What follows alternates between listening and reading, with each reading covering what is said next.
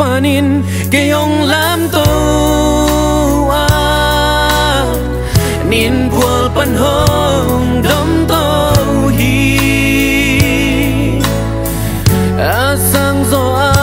asang zok na mundo tu ban cây hong đom to hi thân em na pan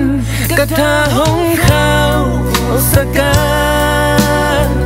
nan na pan hong đam sa khi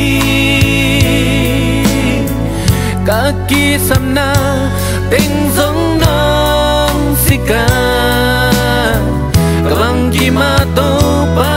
nang nahi to pa hoi hi kaya dingin kabang gima to pa hoi hi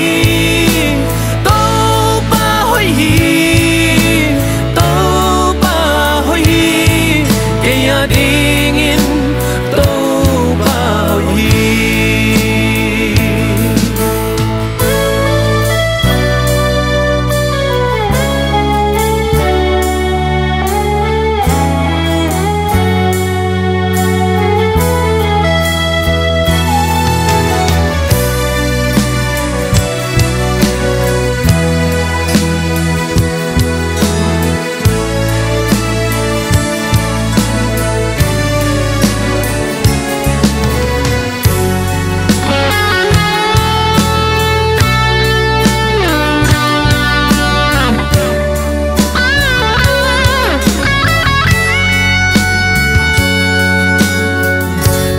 vui panin cây hồng lam tô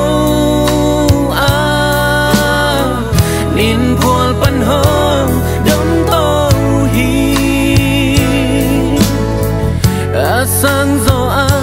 asang zok na mundo tô pan cây hong dom to hi thân em na pan cắt tha hong khao saka nan na pan hong đam sa khi kaki samna tình giống nong sika kabang gimato pa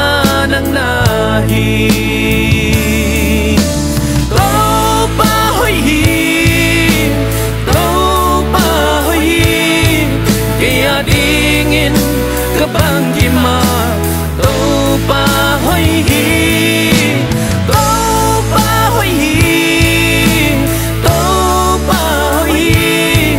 kaya dingin to pa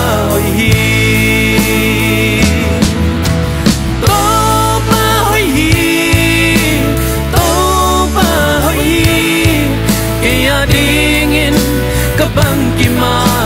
to pa hoi